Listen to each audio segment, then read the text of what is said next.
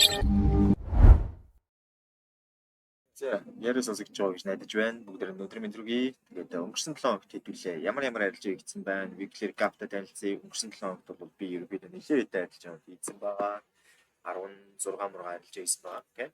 Тэгээд 16 арилжаанаас бол ерөнхийдөө 8 ашигтай 7 алдагдaltaй 1 биетэй. Бишээ 7 ашигтай 8 алдагдaltaй 1 биетэй.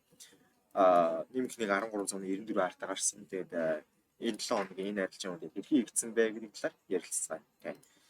За тэгэхээр өнгөрсөн 7 хоног бол ер нь ойролцоогоор нэгэн хавцаа за юуцэн daily хэсэглээ daily бол авта байтай Trace Fibonacci шиг 60-тай бос явах боломжтой хэвээр байгаа. Энэ бол нэлээд удаа хугацаанд ийм байдалтай байгаа. Гаццсан байгаад байгаа.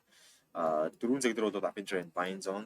За эндээс бол одоо яг нэг хавцаа байх хэвээр одоо энд байна. За эндээс эхлээд шүү дээ. Ер нь бол эндээс эхлээд харах юм бол нэлээд бас ядраатай 7 хоног биш яагаад гэх юм бол мэдээж ийм хөдөлгөөн байгаа шүү дээ. Энд чинь бүр ингээд зүгээр таг хажууд шиг хөдөлгөөн байгаа. Таг зүгээр яг ингээд хэрцэн хөдөлгөөн байгаа. За тэгээ энэ дээр яг юу болсон бэ? За яаж 1394 гарын ашигтай гарсан бэ гэдгийг харцгаая. За энэ бол 4 цаг бол up trend buying zone-тай байсан. Ерөнхий 4 цагийн одоо яг хөдөлгөөнийг харах юм бол өмнө байгаа impulse хөдөлгөөн байгаа шүү дээ. За эндээс ингээд харах юм бол up trend buying zone-тай байж байгаа, down trend selling zone-тай болоод down trend selling zone-тай явж исэн хөдөлгөөн маань up trend buying zone-тай болоод Trace Fibonacci авчирсан. За эндээс ингээд харах юм бол өмнө байгаа impulse хөдөлгөөний Fibonacci-гийн яг 61.8 level дээрээс impulse явах боломжтой байсан. Дээш хангалттай явсан. Дараагийн Trace Fibonacci-ийг хийх болсон. Мэдээж дараагийн Trace Fibonacci-ийг хамгийн чухал зүйл бол өмнө орой байсан. Ягаад гэвэл өмнө оройны дараалт одоо resist болж байгаа зоон руу буцаад хөдөлгөөн break-ийг хийгээд ороод ирэх маш өндөр магадaltaй байгаа. Эсвэл үндсэн хөдөлгөөн нь бүр өндөр voilын гаргаад дэш өсөх магадaltaй гэж тэ.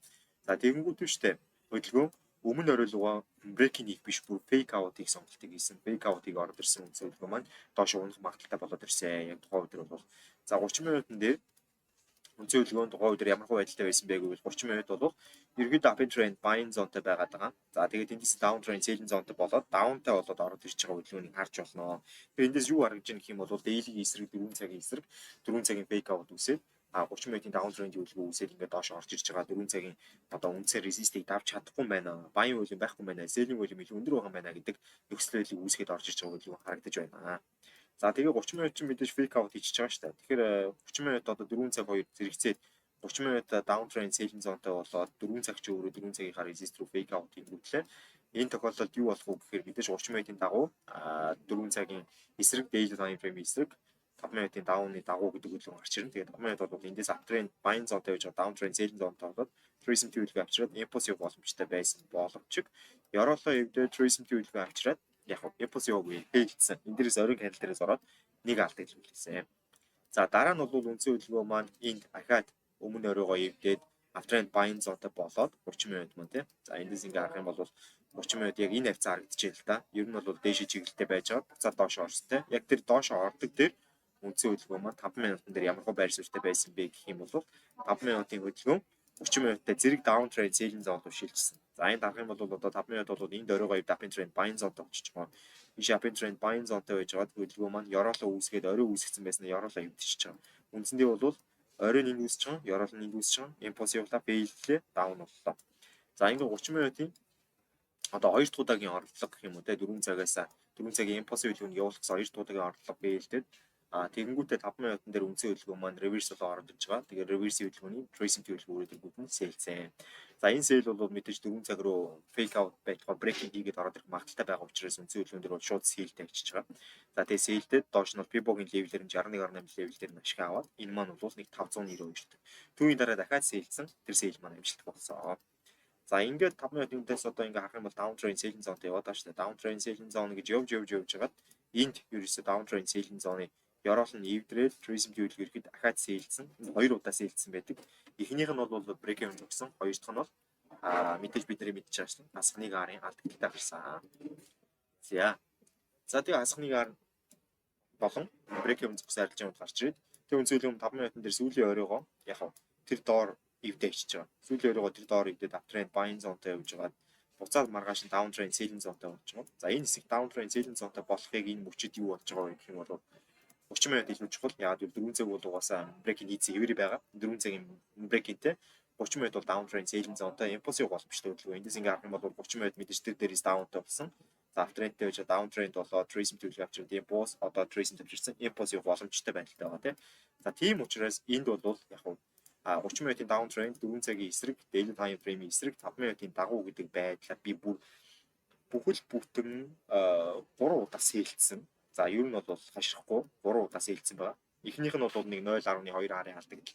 Сүүлийн хоёр нь бол хасхныг арын алдагдлууд болоо явсан. Энэ бол харамсалтай байсан. Энэ бүр доош орж ирчээ буцаж дэшиж зогсон. Окей.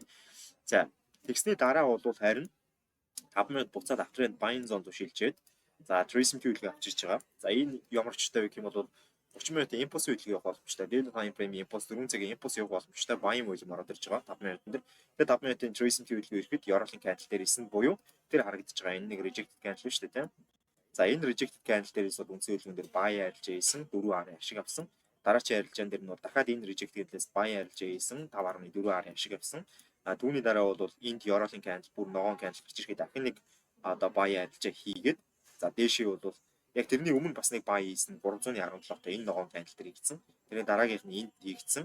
Тэрний дараагийнх нь яг нь ингээд нэг 317 ингээд 214. Энд бүр туйл сайн байсан. Энд бол 4-тэй 5-тай за 3-тай 2-тай гэдээ арилжаанууд явсан.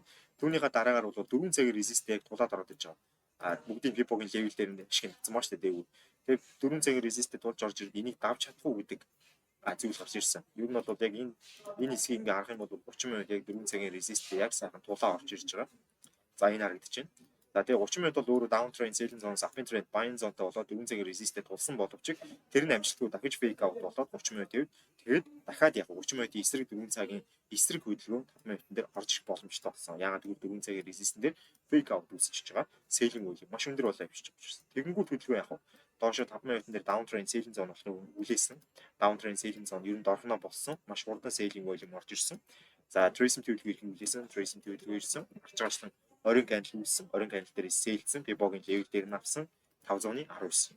За. За тэгээ өдрүүд явсан та. Ер нь бол өдрүүд явгод бол дараа өдөр нь бол мэдээж 5 минут мэдээж яг downtrendтэй 30 минут break-ийн хэвээр байсан. Тэгээд 5 минут дахиад tracing төлөвлөгөө өгөхөд дараа өдөр сэлдээд алдсан. Түүний дараа бол 5 минут дахиад uptrend buying zone-той болоод tracing төлөвлөгөө өгөхөд 2 удаа buy хийсэн байдаг. За тэгээ эхний buy-аа бол би нэг жоохон ашигтаас 2 дахь buy шууд алдсан. Тэгэхээр ер нь бол шууд алдагдал авсан гэсэн.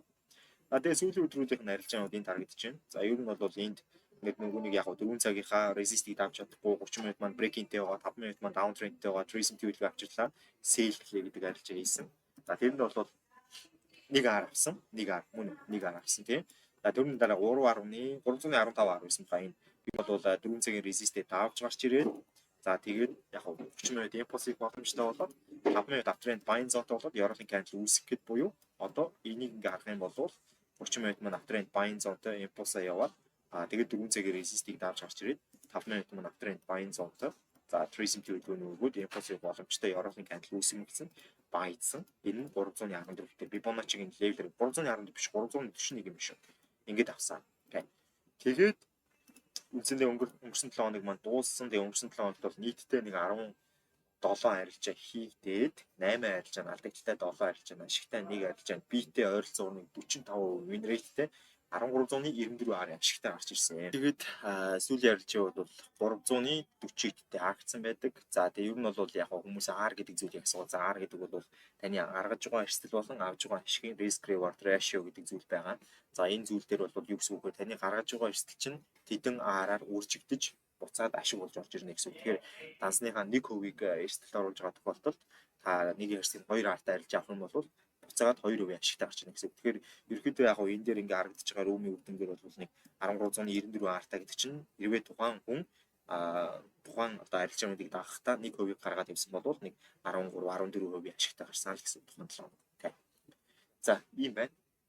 Тэгээд нэг иймэрхүү 7 хоног өнгөрлөө. Тэгээд 7 одоо яг эх 7 хоног нь болцсон байна шүү дээ. Уг нь бол энэ 7 хоног энэ 7 хоног бол илүү гайхалтай 7 хоног байна гэж итгэж байна. Тэгээд илүү гоё арилжаанууд бас хийгдэх байх гэж бодож байна. Тэгээд энэ хүү хийгдсэн арилжаануудынхаа үр дүн хуваалцаж байгаа энэ бичлэгэн дээр яригдж байгаа анализууд танд хэрвээ ойлгомжтой бөгөөд хэрэгцээтэй байж байгаа бол лайк дараарай, subscribe хийгээрэй. Тэгээд би бас ингэж хуваалцаад юм. Окей.